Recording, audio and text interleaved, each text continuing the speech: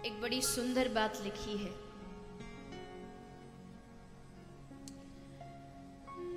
कल भी आपने कथा के माध्यम से सुना कि राजा परीक्षित ने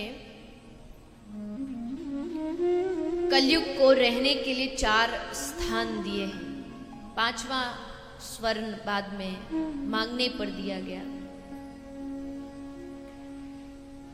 यानी उन 4 स्थानों पर कलयुग का निवास है। उन 4 स्थानों पर कलयुग रहता है,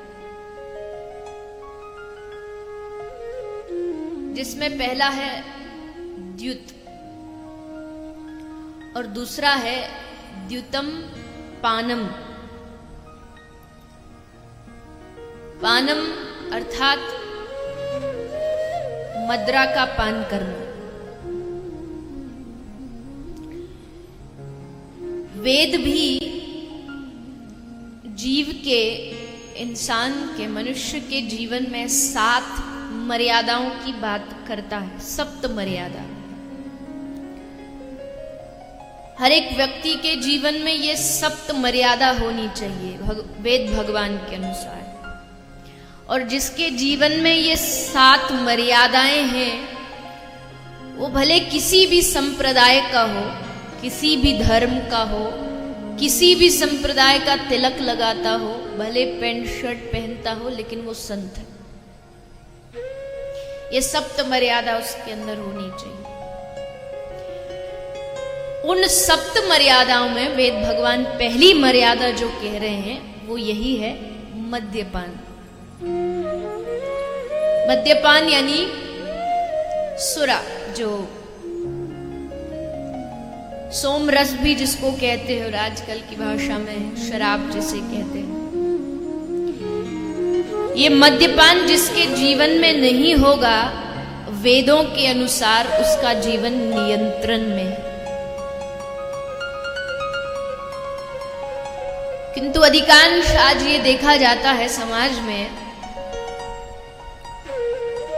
राजस्थान की भूमि में कोई कोई स्थान ऐसा है जहां जल का बहुत अभाव होता है, रेगिस्तान में, और जल भरने के लिए गांव की कन्याओं को कई कई मील दूर जाकर के मटके से जल भर के लाना पड़ता है। लेकिन विडंबना यह है कि जल लेना हो तो आपको कई मीलों दूर जाना पड़ेगा, किसी गांव से बाहर। लेकिन अगर आपको शराब लेनी हो तो आपको कहीं जाने की आवश्यकता नहीं, क्योंकि हर स्थान पर आपको कहीं ना कहीं शराब बिकती नजर आएगी। इस देश की विडंबना है। इतना नाश आज तक किसी युद्ध ने नहीं किया, इतना विनाश आज तक किसी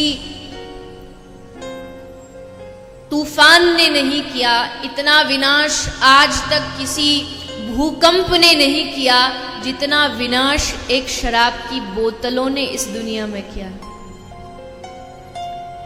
जीवनों का विनाश, परिवारों का विनाश।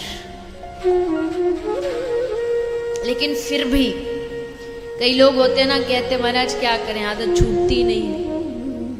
ऐसी आदत पड़ी है कि कोशिश भी करें, प्रयास भी करें तो भी छूटती नहीं। तो बस एक काम करिए,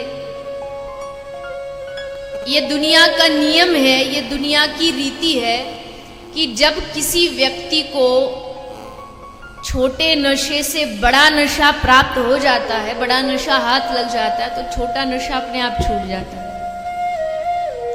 फिर वो छोड़ना नहीं पड़ता, वो स्वतः ही छूटने लगता है।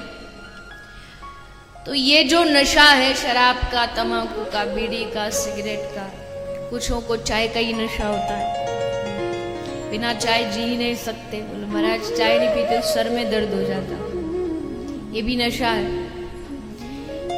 तो अगर इन छोटे नशों को छोड़ना है तो कोई बड़ा नशा पकड़ लीजिए, ये अपने आप छूट जाएंगे।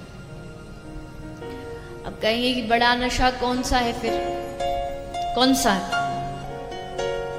आप बताइए, आप 25 साल हो गए, आपको वार्षिक उत्सव 25वां चल रहा है, तो अब तक तो पता ही चल गया होगा कि सबसे बड़ा नशा क्या है।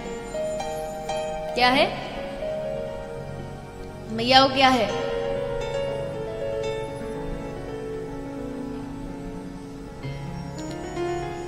और नशे सब रेंगने उतर जाए प्रभात। कोई भी नशा हो दुनिया का, उसका असर घंटे भर, 2 घंटे भर, 10 घंटे भर, 12 घंटे भर रहता है। शराब रात को पी के सो गए तो रात को तो रहेगी, लेकिन सुबह उठ के धीरे धीरे वो खत्म होगी। और नशे सब रेंगने उतर जाए प्रभात, पर नाम खुमारी नानका चढ़ी रहे दिन रात। नाम खुमारी, भगवान के नाम की मस्ती, भगवान के कथा की मस्ती एक ऐसा नशा है, जब चढ़ता है तो पूरी दुनिया भी लग जाए उतारने में, तो इस नशे को कोई उतार नहीं पाएगा। या तो ये चढ़ता नहीं, और चढ़ जाए तो फिर उतरता नहीं। ये प्रभु के नाम की मस्ती है, ये प्रभु के भक्ति की मस्ती। इसलिए जो हरिनाम का रस पी रहा हो, जो भगवान की कथा का रस पी रहा हो, उसको फिर किसी और रस की आवश्यकता नहीं पड़ती, क्योंकि उसके जीवन में एक ऐसा रस उसे मिल गया है जिसके सामने सब फीका।